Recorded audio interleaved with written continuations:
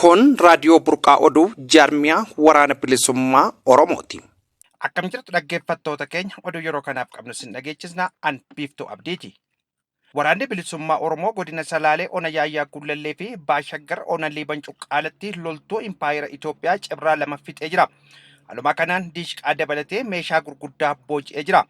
Godina Arsii Ba'aa Ona Muunessaa keessatti loltoonni raayyaa ittisa Impaayeratti Itoophiyaa sadii qawwee fi hidhannoo guutuun waraana bilisummaa Oromoo idileetti makaman. Miseensonni raayyaa ittisa Impaayeratti goomsa fi maallaqaan teessoo sirnichaa akka tiksaniif bobbaafaman bilxiginnaan uummata Oromoo bakka akka hin buune fi qe'ee uummata Oromoo qe'ee gaddaa fi gadadoo gochuu isaa gaafa hubatan keessaa ba'uun waraana bilisummaa Oromoo idileetti makaman. Haaluma kanaan fulbaana 12/2024 Ona Muunessaa ganda Heebal Laaqichaa fi magaalaa Kallachaa keessa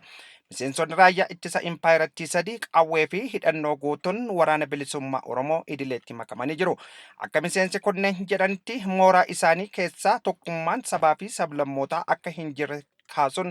waraana dirqamumaan duuban gara lolaatti of ijaaru malee fedhii lolaa akka hin qabne himan. Haalli isaan ittiin waraana bilisummaa Oromoo nuti qaaman dhufnee argine kan wali fakkaannee fi ilaalchi isaan uummata Oromoof qaban kan dinqisiisudhas jedhanii jiru. Dhukkuba akka meeshaa waraanatti fayyadamuun lubbuun lammiilee akka darbuuf hojii hojjechuun diinummaa daangaa darbeedha jedha jiraattonni godinaalee garagaraa. Biiroon Fayyaa Oromiyaa hospitaalonni buufanni fayyaa fi keellan fayyaa mootummaatii kan jedhaman daawwaa deeggarsaan argaman gatii madaalawaa harka qalleeyyiin akka hin yaalamneef baasanii guutummatti gurguraa akka jiru yoo ta'u gochi kun diinummaa uummata Oromoof qabanidha jedhan. Yeroo ammaas addatti daawwaa dhibee busaa deeggarsa kennameef sadarkaa hunda jedhamutti danda'amutti baasuun harka daldaltoonni gurguruun addatti du'aatii harka qalleeyyii qarshii 1000 baasanii dhaabbata fayyaa dhuunfatti yaalamuu hin dandeenyeef rakkoo guddaa ta'uu ibsuun mootummaan dhukkuba akka meeshaa waraanatti fayyadamaa jiras jedhanii jiru. Waraanni bilxiginnaa waraana bilisummaa Oromoo Salaalee keessaa haxaa'een baasaa dhaadannoo jedhu qabatee duula bal'aa gaggeessaa jiraachuu jiraattonni dubbatan. Jalqaba irratti waraanni bilisummaa Oromoo uummata Salaalee irratti miidhaa adda addaa qabsiisee jira. Ololli jedhu qindeeffame. Hiriira nagaa qindeessuun ololli sobaa kun bal'inaan afarfame. Itti aansuun duulli waraanaa amma argaa jirru jalqabame. Duulichi akka jalqabameenis tajaajilli intarneetii fi bilbilaa naannoo kanarraa akka addaan citu taasifame. Odeeffannoon amma naannoo Salaaletti bahaa jiru akka ibsutti waraanni bilisummaa Oromoo duula waraanaa bilxiginnaa kana haala amansiisaa ta'een ofirraa qolachuu qofa otoo hin taane milishaa fi waraana PP naannoo sana keessa gugsee baasaa jiru jedhan maddeen keenya. Waraanni bilxiginnaa haleellaa jabaa waraanni bilisummaa Oromoo irratti gaggeessaa jiru dura dhaabbachuu dadhabee baay'inaan harka kennachaa jira. Waraanni bilisummaa Oromoo meeshaalee waraanaa gurguddaa asiin dura argatee hin beeknes baay'inaan booji'ee jira. Kan hordoftoota keenya oduun har'aaf qabnu asirra xumurree jira. Qophiilee keenya biroo hafan waliin turtii gaarii isiniin jenna.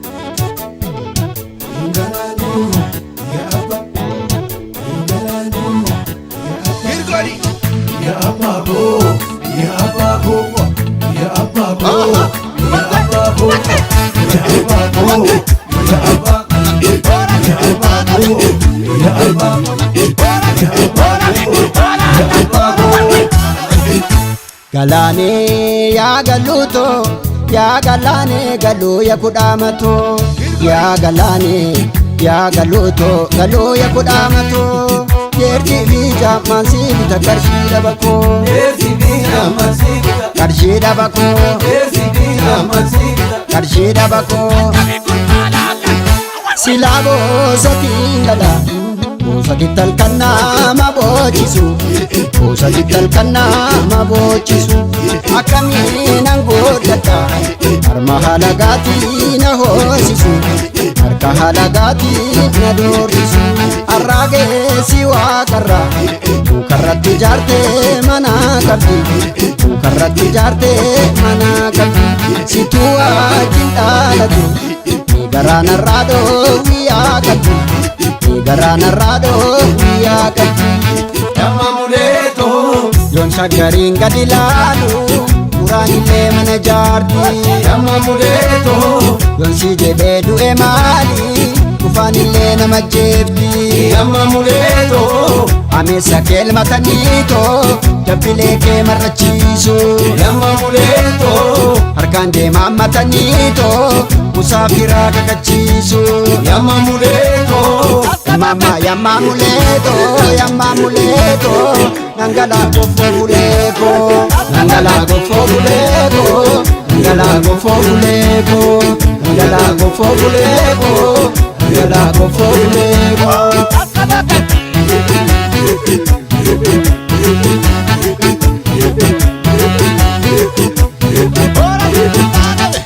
Nuita babemna minno kana echabegna Nuita babemna minno kana echabegna minno kana Echabegna no minno kana Echabegna karra jirti dune Echabegna karra koreti dune Echabegna karra aloti dune Echabegna karra kaluti dune Echabegna karra gafarta dune Echabegna karra shanani dune Echabegna abbichuuf galaan dune Echabegna minno dadhabne Echabegna minno Ara ta'u minno na deebisi shakkee damma dammeetoo Shakira madametu na deebisi shakkee damma dammeetoo Shakira madametu na deebisi shakkee damma dammeetoo Shakira madametu na deebisi shakkee damma dammeetoo Shakira madametu Adebisi shakira madametu Adebisi shakira madametu shakkar baana shakkar yaa biyyee gurraatti wal millachaa waajiyaana dhalwan badee nama nyaarti dalduriyyee nama nyaarti xaafi nama yabubbee na tuulachiisi karutee shanaan lakkaa'e shananuu na dhungachiisi